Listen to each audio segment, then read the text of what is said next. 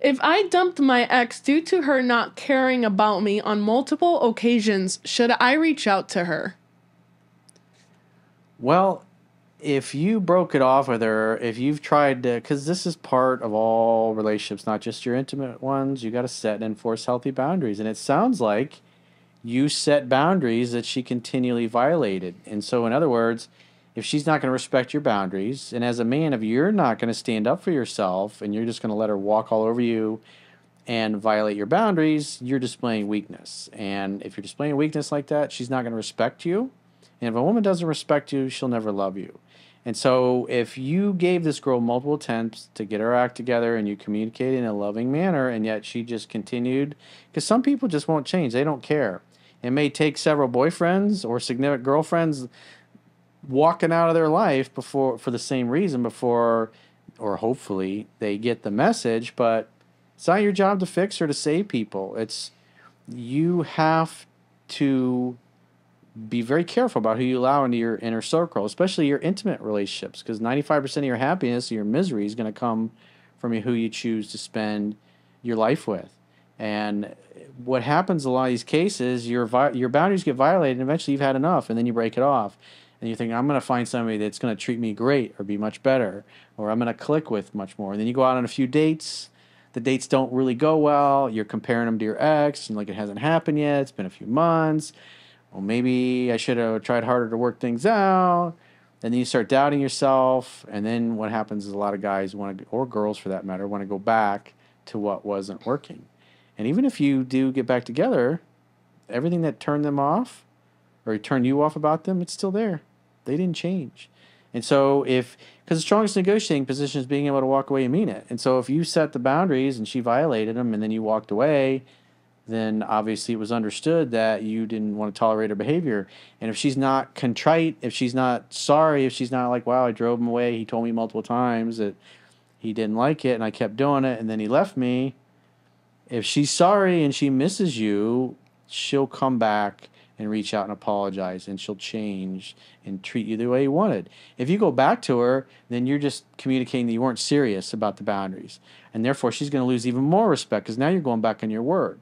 You told her it was over because she wouldn't treat you properly, and then you go back to her, that's enabling her behavior. And so what that does is actually encourage her to abuse you even more because there's no consequences.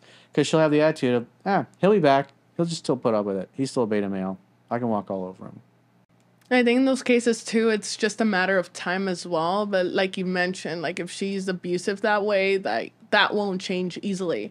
So I feel like if he does want her back, he's gonna need some time to actually think about it.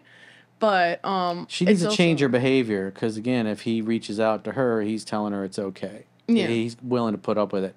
And then because as a man, if you say this is the red line and then you just let somebody cross it, it's like they're not going to take you seriously.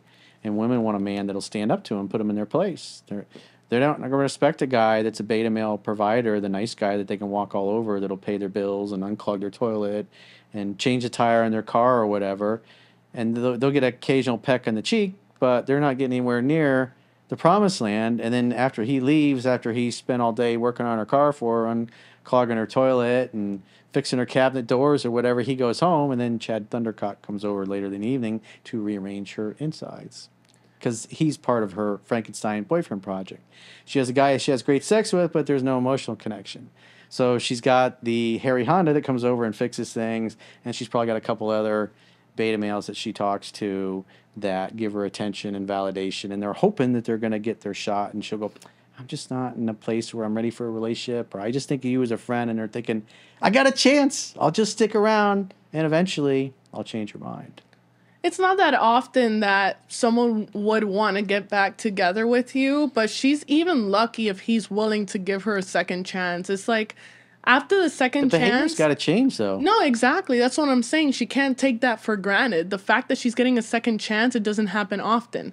So if she wants to maintain the relationship, she definitely does have to She's got to come to him. She's got to come to him on his terms, and if she doesn't, then it just shows she didn't care. She didn't love him enough.